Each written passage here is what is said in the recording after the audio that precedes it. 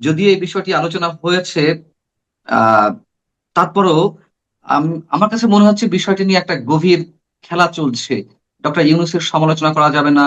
আর doctor ইউনূসের সরকারের সময় যে ধরনের অপকর্মগুলো ঘটেছে, বিশেষ করে হাম বিষয়ে, মার্কিন বাণিজ্য চুক্তি নিয়ে, এরকম এক ধরনের ন্যারেটিভ তৈরি করা হচ্ছে বিশেষ বিশেষ কারো পক্ষ থেকে, যে ডক্টর ইউনূসের সম্বন্ধে ইচ্ছাকৃতভাবে পেইড এজেন্টরা নানান ধরনের আহ অপতথ্য ছড়াচ্ছে, এবং এসব বিষয়ে কথা বলতে গেলে নাকি তাদের ভাষা অনুযায়ী কথিত ফ্যাসিস্ট বা শেখ হাসিনা ফিরে আসার একটা উর্বর ক্ষেত্র তৈরি হবে। আপনার কাছে আমার পাল্টা প্রশ্ন, ডক্টর ইউনূস কি এই সময়ে আরো বেশি পরিমাণ অর্থ খরচ করছেন তাদের পেড এজেন্টদের মাধ্যমে? নইলে এমন কথাবার্তা কেন তোলা হবে? ইভেন ইভেন কোনো কোনো গণমাধ্যমে এই বিষয়ে রিপোর্টও প্রকাশিত হচ্ছে তার পক্ষ থেকে, মানে ডক্টর ইউনূসের পক্ষ হয়ে। পেইড এজেন্ট বা নন পেইড এটা একটু বলা কঠিন, কারণ যথেষ্ট পরিমাণ শক্ত প্রমাণ প্রমাণ হাতে না থাকলে তো একজনকে পেইড এজেন্ট হিসেবে অভিযুক্ত করা যায় না। কিন্তু যেই জায়গাটায় আমার কাছে খুব স্পষ্ট মনে হয় সেটি হচ্ছে একটা আদর্শগত জায়গা তো রয়েছেই। যেমন 5ই আগস্টের পরে প্রফেসর ইউনূসের নেতৃত্বে যখন সরকার গঠিত হলো এবং সেই সরকারের সময় বাংলাদেশের ইতিহাসে নজিরবিহীন মব সহিংসতা, নজিরবিহীন বেআইনি ঘটনাবলী, নজিরবিহীন কি বলবো, মানে কত অন্যায় যে বাংলাদেশে ঘটেছে, মানে আমি জানি না সেটা অন্য কোনো সরকারের আমলে কখনো ঘটেছে বলে এমন নজির নেই। তো এখন সেই সময়কার একটা প্রত্যক্ষ সহায়ক গোষ্ঠী ছিল প্রফেসর ইউনূসের, সেটি রাজনৈতিক সংগঠনগতভাবে ছিল বা তার এনজিও ছিল, আন্তর্জাতিক ষড়যন্ত্র ছিল, নানা রকম আরো আন্তর্জাতিক পার্টনার ছিল ইত্যাদি। সবকিছু মিলিয়ে তো একটা প্রফেসর ইউনূসের সরকারটা এই দীর্ঘ সময় বাংলাদেশকে শাসন করেছে। তো সেই সময় তার যে সুবিধাভোগী এবং তার যে সহযোগী শক্তি যারা ছিল, তারাই ইউনূসের পক্ষের লোক, এবং তারা মনে করে যে যারাই প্রফেসর ইউনূসের সমালোচনা করবেন তারাই হচ্ছে তার প্রতিপক্ষ, এবং তার প্রতিপক্ষ বা প্রফেসর ইউনূসের প্রতিপক্ষ মানেই হচ্ছে আওয়ামী লীগ, এরকম একটা ধারণা কিন্তু তারা তৈরি করার চেষ্টা করছেন। এবং আপনি দেখবেন যে এখনকার সরকার, এমনকি প্রধানমন্ত্রী তারেক রহমান সম্পর্কেও তারা মাঝে মধ্যে এরকম বলে থাকে যে তারা তো আওয়ামী লীগের অনুপস্থিতিতে আরেক আওয়ামী লীগ হয়ে উঠছে বিএনপি। তার মানে হচ্ছে হম হম। তাদের সার্বক্ষণিক একটা আতঙ্কের নাম হচ্ছে আওয়ামী লীগ, যে আওয়ামী লীগ মানে কোথাও কোনো কিছু তারা তাদের পছন্দ না হলে তারা সেটাকে একটা আওয়ামী লীগ ট্যাগ দিয়ে ফেলতে চায়। তো এই ঘটনাটা বাংলাদেশে গত 1.5 বছরে, মানে প্রফেসর ইউনূসের 1.5 বছরে ঘটেছে, এবং তারই ধারাবাহিকতা এখনো চলছে বলে আমার কাছে মনে হয়। এবং তারা চায় না কোনোভাবেই যে কেউ প্রফেসর ইউনূসের সরকারের কোনো সমালোচনা করুক, সেটি হাম হোক, সেটি মব হোক, সেটি অন্য যে কোনো বিষয় হোক। আপনি কথা বলতে গেলে প্রথমত আপনাকে তারা আওয়ামী লীগের ট্যাগ লাগিয়ে দেবে, দ্বিতীয়ত তারা আপনাকে মূর্খ, অশিক্ষিত এগুলো প্রমাণ করার চেষ্টা করবে, অথবা বলার চেষ্টা করবে যে এ বিষয়ে কথা বলার আপনার কোনো অধিকার নাই, এটি আপনার এখতিয়ারের বিষয় না, এরকম নানা রকম বয়ান তারা তৈরি করবে আপনার বিপক্ষে, যাতে যাতে তারা তারা মানে পরোক্ষভাবে তারা ভয় দেখাবে, সেই ভয়ে আপনি যেন চুপ করে থাকেন এবং প্রফেসর ইউনূসের সরকারের বা ওই সময়ের শাসনের কোনো সমালোচনা যেন কেউ না করে। এটাই হচ্ছে প্রফেসর ইউনূসের সমর্থক গোষ্ঠীর মূল উদ্দেশ্য। তবে তারা পেইড নাকি নন পেইড নাকি ভলান্টিয়ার সেটা আমি বলতে পারবো না। কিন্তু হঠাৎ করে সাম্প্রতিক সময় আমরা দেখছি অনেক বেশি তৎপর হয়ে উঠেছেন তারা। আহ যেমন আপনি একটা প্রোগ্রামে ছিলেন, সেটা নিয়ে আপনি নিজেও কথা বলেছেন, বিস্ময় প্রকাশ করেছেন যে হাম নিয়ে কথা বলতে গেলে হাম বিশেষজ্ঞ হতে হবে। যেই ইউনিসেফ থেকে স্টেটমেন্ট দেওয়া হলো যে ডক্টর ইউনূসকে সতর্ক করা হয়েছিল বারবার। গতকাল ইউনিসেফের আবাসিক প্রতিনিধি তিনিও সংবাদ সম্মেলন বললেন 4 থেকে 5 বার ডক্টর ইউনূস সরকারকে নোটিশ করা হয়েছে, তাদের যে ভুল নীতি সে বিষয়ে সেখান থেকে সরে আসার দাবি জানানো হয়েছে। এবং এই কথাগুলো বলার জন্যই তো আপনারা উপস্থিত ছিলেন, আপনারা তো হামের ট্রিটমেন্ট দিচ্ছিলেন না। সেটি জি। নিয়েও এক ধরনের প্রোপাগান্ডা বাজরা তারা আহ, মানে পরিবেশ না, নষ্ট কিন্তু করার আমি চেষ্টা আমি করলো। এখানে আমি এখানে একটু বলতে চাই, সেটা হচ্ছে যে আমি মনে করি আমরা যে যে আলোচনাটার জন্য ওখানে সমবেত হয়েছিলাম এবং যেসব কথা আমরা বলেছি, তাতে কিন্তু কিছুটা হলেও কাজ হয়েছে। কাজ হয়েছে বলতে মানে টনক নড়েছে, সরকারের টনক নড়েছে, ইউনূসের সমর্থক গোষ্ঠী একটা একটা ডিফেন্সিভ জায়গায় চলে গিয়ে আত্মপক্ষ সমর্থনের চেষ্টা করছে, এবং তারা এরকমও বলার চেষ্টা করেছে তাদের তাদের লোকজন দিয়ে সোশ্যাল মিডিয়াতে এরকম প্রপাগান্ডা যে এই বৈঠক নাকি ইউনিসেফই করিয়েছে, ইউনিসেফের ফান্ডে বা ইউনিসেফের সহযোগী সংগঠন দিয়ে, যে ইউনিসেফের কাছ থেকে যে টিকা কেনা হয়নি, ইউনূস সরকার যে কিনেনি, সেটিকে ইউনিসেফ মাইন্ড করেছে, তাতে তারা ক্ষতিগ্রস্ত হয়েছে আর্থিকভাবে, এবং সেই জন্য ইউনূস সরকারকে দোষারোপ করার জন্য এরকম একটা বৈঠক পরোক্ষভাবে পেছন থেকে ইউনিসেফ আয়োজন করেছে। এবং এই কথা যখন লিখলো, এবং আমি দেখলাম আসিফ নজরুলের মতো লোকও সেই লেখা শেয়ার করেছেন তার ফেসবুক পেজে, নিঃসন্দেহে ইউনূস সরকারের সহযোগী হিসেবে তিনি এটা করতেই পারেন। এবং ওই দিনই বা তার পরদিন ইউনিসেফ থেকে বিবৃতি দিয়ে বলা হলো যে বাংলাদেশে এরকম নামের কোনো সংগঠন বা প্রতিষ্ঠান তাদের নেই, এবং তারা এই গোল টেবিল বৈঠক সম্পর্কে কিছুই জানে না, বা তাদের কোনো জানার প্রয়োজনও মনে করে দরকার নাই। এটা একটা ভিন্ন প্ল্যাটফর্ম, ভিন্ন সংগঠন, ভিন্ন প্রতিষ্ঠান তারা করেছে। আবার অনেকে দেখবেন যে ডেইলি স্টারকে দিল্লি স্টার ইত্যাদি নানা রকম গালাগাল করে সেখানে পোস্ট দিচ্ছে ফেসবুকে যে তোমরা এইসব কেন করছো, ইউনিসেফ সমালোচনা করছো, এটা সেটা। অথচ ডেইলি স্টারের একটা হল, সেটা তারা কমার্শিয়ালি ভাড়া দেয়, প্রত্যেক দিনই সেখানে এক বা একাধিক প্রতিষ্ঠান, একাধিক সংগঠন সেখানে নানা রকম আলোচনা করে, অনুষ্ঠান করে, সেমিনার করে, গোলটেবিল করে। এখানে ডেইলি স্টারের সঙ্গে কোনো সম্পর্ক নেই। তো আমি বলতে চাচ্ছি যে এই যে আলোচনাটা আমরা আমরা অল্প কয়েকজন ছোট ছোট মানুষ সেখানে বসে কথা বললাম, তার ফলে সবার এমন এমন একটা অস্থিরতা তৈরি হলো যে সবাই এটা নিয়ে প্রচুর কথা বলা শুরু করলো, প্রচুর আলোচনা শুরু হলো।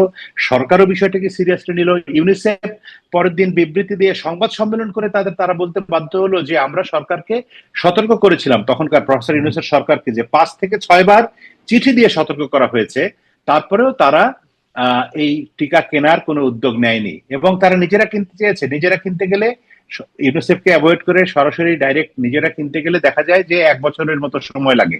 তো এটি তো ইউনূস সরকারের পক্ষে সম্ভব ছিল না, এবং তারা সেই উদ্যোগও নেয়নি। মাঝে গুঞ্জন থেমে গিয়েছিল যে ডক্টর মোহাম্মদ ইউনূসকে রাষ্ট্রপতি পদে বসানো হচ্ছে। আবার আবারও সেই গুঞ্জনটি আমরা শুনতে পাচ্ছি, ডক্টর ইউনূস রাষ্ট্রপতি পদে বসতে পারেন। বর্তমান যে রাষ্ট্রপতি রয়েছেন শাহাবুদ্দিন সাহেব, তাকে পদত্যাগ করতে হবে। পদত্যাগ করতে হবে আমরা সবাই জানি, সেখানে সামবডি আসবে সেটিও আমরা জানি। কিন্তু ডক্টর ইউনূসের বিষয়ে যে গুঞ্জনটি মাঝে থেমে গিয়েছিল, আবার সেটি উঠছে। এই যে নানান ধরনের প্রোপাগান্ডা, বা কিছু মানুষ যারা ডক্টর মোহাম্মদ ইউনূসের সমালোচনা করছেন তাদের পিছে নানান ধরনের অপপ্রচার সৃষ্টি করা, এগুলো কি তারই একটা অংশ?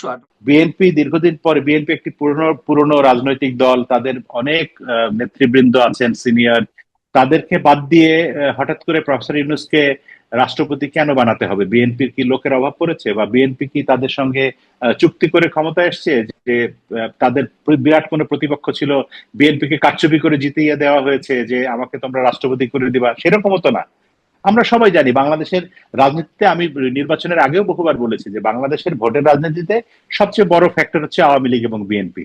তো সেখানে বিএনপির অনুপস্থিতিতে আওয়ামী লীগ একা মাঠে গোল দেয়। গত ওই যে 14 সাল, 18 সাল, বা অন্য কি বলে 23 সালে, আমরা যে 24 সালে যেটা দেখেছি। আবার এবার আওয়ামী লীগ নেই, মানে অনেকটা ফাঁকা মাঠে বিএনপি গোল দিয়েছে। যদিও একটা মেকি নির্বাচনী প্রতিদ্বন্দ্বিতা আমরা দেখেছি, যেটা জামাতের সঙ্গে, মানে এখনকার বিরোধী দল জামাত, যদিও বিএনপির আর জামাত একসময় তারা ঐক্যবদ্ধ ছিল, সরকারের অংশ ছিল, আন্দোলনের অংশ ছিল, সবই। ওই যে জাতীয় পার্টি যেমন যেমন আওয়ামী লীগের বিরোধী দল, জামাত সেরকম বিএনপির বিরোধী দল। এগুলিকে ওই যে এরশাদের সময় আমরা বলতাম বিরোধী, গৃহপালিত বিরোধী দল। তো এরা এরা বাইরে বাইরে ভেতরে যতই ভাব দেখাক যে আসলে তো জামাত কোনো বিরোধী দল না, জামাত একই দল। আবার যদি ওই যে এখন কথাবার্তা হচ্ছে বিভিন্ন জায়গায় যে শেখ হাসিনা ফিরবে, আওয়ামী লীগ ফিরবে, ওই যে মাহফুজ আলম লিখেছে অমুক তমুক, কালকে যদি আওয়ামী লীগ ফিরে আসে রাজনীতির মাঠে, যদি তাদের নিষেধাজ্ঞা উঠে যায় বা একটা স্বাভাবিক পরিস্থিতি তৈরি হয়, তখন আবার দেখবেন যে জামাত, এনসিপি, বিএনপি সব এক হয়ে আওয়ামী লীগের প্রতিপক্ষ হিসেবে মাঠে থাকবে। তো এইসব বাস্তবতায় আমার কাছে, যেটি আপনি মূল জায়গায় আসি, যে আমার কাছে মনে হয় না যে প্রফেসর ইউনূসকে রাষ্ট্রপতি করার জন্য বিএনপিও খুব একটা তৎপর, আমার ব্যক্তিগত ধারণা। আপনার হিসাবটা হয়তো একদিক থেকে অবশ্যই ঠিক আছে, কিন্তু আমি যদি পাল্টা প্রশ্ন করি যে 1 নম্বর হচ্ছে আপনি বলেছেন তার ওই তিক্ত অভিজ্ঞতা থেকে তিনি আর ফিরে আসবেন না এই ধরনের পদে, ডক্টর ইউনূসের কথা বলেছেন। কিন্তু ডক্টর ইউনূস সম্পর্কে আমরা জানি যে সবসময় তিনি লাইমলাইটে থাকতে চান, বা বিশেষ বিশেষ পদে তিনি বসতে চান, তিনি সহজে পদ ছাড়েন না, এই একটি বিষয়। দ্বিতীয় কথা হচ্ছে যে কেন বিএনপি তাকে করবে? পাল্টা প্রশ্ন যদি করা হয় যে ডক্টর ইউনূস মার্কিন চুক্তি করে গেল, সেই চুক্তির বীর দর্পে এগিয়ে নিয়ে যাচ্ছে বিএনপি। ডক্টর খলিল ডক্টর ইউনূসের উপদেষ্টা পরিষদে ছিলেন বিশেষ জায়গায়, তিনি হলেন পররাষ্ট্রমন্ত্রী।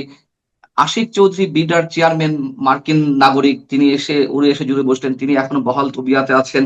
এরকম আরো অনেক এক্সাম্পল দেওয়া যাবে। জ্বালানি সমঝোতা স্মারক স্বাক্ষরিত হলো, যেখানে আমাদের জ্বালানি মন্ত্রী ছিলেন না, পররাষ্ট্রমন্ত্রী ডক্টর খলিল নিজ দায়িত্বে তিনি এগুলো করলেন। নতুন করে সামরিক চুক্তি কথা শোনা যাচ্ছে।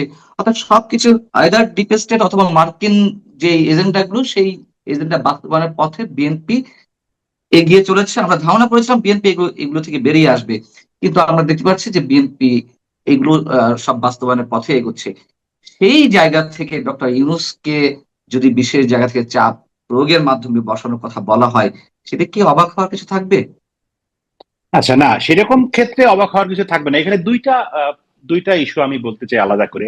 এক নম্বর ইস্যু হচ্ছে যে বিদ্যমান কাঠামো, যেটি বিদ্যমান সাংবিধানিক কাঠামোর ভেতরে প্রফেসর ইউনূস রাষ্ট্রপতি হবেন এবং তাকে ওই গণভবনের, না কি বলে, বঙ্গভবনের একজন স্পিচ রাইটার একটা বক্তৃতা লিখে দিবেন, প্রধানমন্ত্রী তারেক রহমান সেটি অনুমোদন করবেন এবং তারপরে তিনি সেটি, এই যে আমাদের শাহাবুদ্দিন চুপ্পু সাহেবের মতো অথবা পূর্ববর্তী রাষ্ট্রপতিদের মতো তিনি এটা পাঠ করে যাবেন।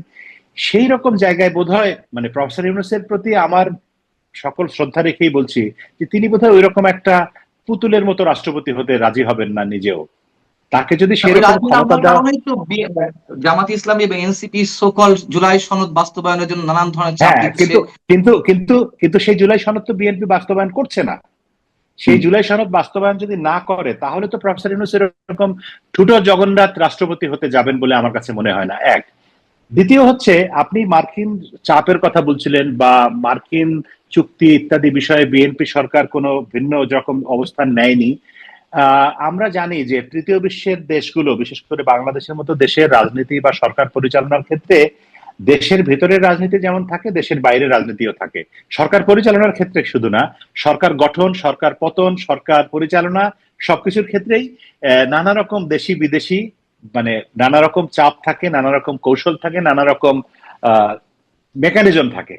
তো সেই ভূ রাজনৈতিক যে প্রেক্ষাপট, সেই প্রেক্ষাপটের জায়গা থেকেই কিন্তু প্রফেসর ইউনূস ক্ষমতায় এসছেন এবং মার্কিন যুক্তরাষ্ট্র বা পশ্চিমা শক্তি তাকে যে উদ্দেশ্যে বসিয়েছেন সেই উদ্দেশ্য সফল করার জন্যই মার্কিন চুক্তি হয়েছে। এখন হুম। তারেক রহমান বা বিএনপি ক্ষমতায় এসে এতদিন পরে, বিএনপি দীর্ঘকাল পরে, 20 বছর পরে বিএনপি ক্ষমতায় ফিরে এসে হঠাৎ করেই একটা মার্কিন যুক্তরাষ্ট্রের বিপক্ষে, ভারতের বিপক্ষে, পাকিস্তানের বিপক্ষে, চীনের বিপক্ষে চলে যাবে সেটা সম্ভব না। তাকেও তো আসলে বাস্তবতা বুঝতে হবে। এটা আমি যেটা মনে করি সেটা হচ্ছে যে বিএনপি হুবহু সবকিছু ওই রকম ভাবে মেনে নেবে সেটি না। নিশ্চয়ই তারা পর্যালোচনা করবে, নিশ্চয়ই তারা তাদের মতো করে কিছুটা হলেও পরিবর্তন করার চেষ্টা করবে, সংশোধন, সংযোজন, পরিমার্জন, বিয়োজন, যাই বলেন না কেন, মানে এটাকে একটা রিভিউ করার জায়গায় তারা নিয়ে আসবে এবং সেই আলোচনাগুলি বিএনপির ভিতরে আন্ডারনিথ কিন্তু আছে, স্রোতের মানে তলদেশে, পানির উপর থেকে সেটা দেখা যায় না। কিন্তু আমার কাছে মনে হয় যে এটার জন্য সময় লাগবে। আর আপাতত যেহেতু তারা দীর্ঘদিন পরে ক্ষমতায় ফিরে এসছে, এখন তারা তাদের দলকে সংগঠিত করা, দেশের এই রাজনৈতিক, অর্থনৈতিক, সামাজিক অস্থিরতা, মব নিয়ন্ত্রণ ইত্যাদি, তারপরে একটা বড় চাপ তাদের উপরে যে জুলাই সনদের বাস্তবায়ন, তারপরে জুলাইয়ের হত্যাকাণ্ড ইত্যাদির বিচার, আওয়ামী লীগের রাজনীতিতে ফিরবে কি ফিরবে না, শেখ হাসিনা বলছেন দেশে ফিরবে, সবকিছু মিলিয়ে সরকারের উপরে তো নানা রকম চাপ রয়েছে। সেই চাপ মোকাবেলা করে এখনই সরকার মার্কিন চুক্তি রিভিউ করতে যাবে বলেও আমার কাছে মনে হচ্ছে না। সময় লাগবে, একটা নতুন সরকার, তাকে তো নাগরিকদের তরফ থেকেও সময় দেওয়ার বিষয় আছে। সময় দেওয়া বলতে বড় বড় পলিসি লেভেলের ক্ষেত্রে সময় দেওয়া, কিন্তু যখন কোনো, ওই যে গতকালকের রামিসার ঘটনার কথা বল, এরকম যখন কোনো অবিচার অন্যায় ঘটবে সেখানে কোনো সময় দেওয়া যাবে না, সেখানে সঙ্গে সঙ্গেই ব্যবস্থা নিতে হবে। কিন্তু রাষ্ট্রীয় দীর্ঘমেয়াদী পলিসি বা এরকম আন্তর্জাতিক পলিসি নির্ধারণের ক্ষেত্রে তারা ভেবেচিন্তে সময় নেবে। এইটা অন্তত সাংবাদিক হিসেবে, নাগরিক হিসেবে, বা দেশের একজন অংশীদার হিসেবে আমি এটা আশা করি যে তারা এগুলো বিশ্লেষণ করবে, রিভিউ করবে বা এগুলোর ব্যাপারে পদক্ষেপ নেবে। আমি আপনার সঙ্গে একমত। এই প্রশ্নটি করে আমরা শেষ করবো আপনার প্রতিক্রিয়া জেনে বা উত্তরটি নিয়ে। সেটা হচ্ছে, আপনি যেটা বলছেন দীর্ঘ 20 বছর পর বিএনপি ক্ষমতায় এসেছে, অবশ্যই তারা নিজেদের স্বার্থ অবশ্যই বিবেচনা করবে। নিশ্চয়ই কাউকে এমন ভাবে আহ রাগ ক্ষোভের জায়গা নিয়ে যাবে না বা প্রতিহিংসার জায়গা নিয়ে যাবে না যাতে ক্ষমতা হারাতে হয়। আমার প্রশ্ন হচ্ছে যে দলীয় স্বার্থ তো অবশ্যই দরকার, এবং অবশ্যই ক্ষমতায় থাকার জন্য রাজনৈতিক দলগুলো প্রতিযোগিতা করে, এটি তো নতুন করে বলার কিছু নেই। কিন্তু দলীয় স্বার্থ দেখতে গিয়ে আমার জাতীয় স্বার্থ, আমাদের জাতীয় সার্বভৌমত্ব বিপন্নের পথে যাবে, সেটি কোন রাজনৈতিক দলের আদর্শ হতে পারে? মানে আপনি বলছেন সময় দিতে হয়, সেই সময় দিতে দিতে আমরা দেখলাম বোয়িং চুক্তি করা হলো, জ্বালানি সমঝোতা স্মারক চুক্তি করা হলো, আমরা দেখতে পাচ্ছি যা সামরিক চুক্তির দিকে হয়তো যেতে পারে। এবং যার কারণে আবার প্রতিবেশী কোনো কোনো রাষ্ট্র দেখা যাচ্ছে যাদের সাথে সম্পর্ক উন্নয়নের কথা ছিল, তারা নাখোশ, তাদের ক্ষোভ বাড়ছে, দূরত্ব বাড়ছে বিএনপি সরকারের প্রতি। এবং আবার শুনতে পাচ্ছি পাকিস্তানের প্রধানমন্ত্রী আসবে, তারাও কোনো কোনো সামরিক চুক্তি করবে। চীনের সাথে তিস্তা চুক্তির বিষয় অনেক দূর অগ্রসর হওয়া হয়েছে, যদিও আমাদের তিস্তা প্রজেক্টটি খুবই দরকার। সব মিলিয়ে কি আসলে দেশের স্বার্থ বাদ দিয়ে দলীয় স্বার্থ বা ক্ষমতাটাকেই বড় করে দেখা হচ্ছে, নাকি নাকি আহ যারা বলেন যে বিশেষ কোনো চুক্তির মাধ্যমেই কেউ কেউ ক্ষমতায় থাকার চেষ্টা করেছে বা ক্ষমতায় এসেছে? আচ্ছা, এটা শোনেন, রাজনীতিবিদদের কথাবার্তা তো আসলে আপনার আমার কথার মতো না। হুম, ওনারা, হুম, হুম। আমার সাংবাদিকতা জীবনের একটা অভিজ্ঞতা, এটা আমি মানে আড্ডায়, ঘরোয়া আড্ডায় বিশেষ করে বলি। আজকে আপনাকে বলি যে আমার জানা মতে রাজনীতিবিদরা, আমি তো দীর্ঘকাল টেলিভিশনে কাজ করেছি, সেই 2000 সাল থেকে শুরু করে টেলিভিশন ক্যামেরার সামনে কখনো, জেনারেলি কখনো রাজনীতিবিদরা কোনো সত্যি কথা বলেন না। সেই কথাই বলেন যেই কথা মানুষ শুনতে চায়, বা যেই কথা শুনলে তার নিজের, তার দলের, তার সরকারের, বা তার মানে তার সারাউন্ডিংস এর উপকার হবে। ওনার মনের মধ্যে কি আছে সেটি উনি নিজেই জানেন।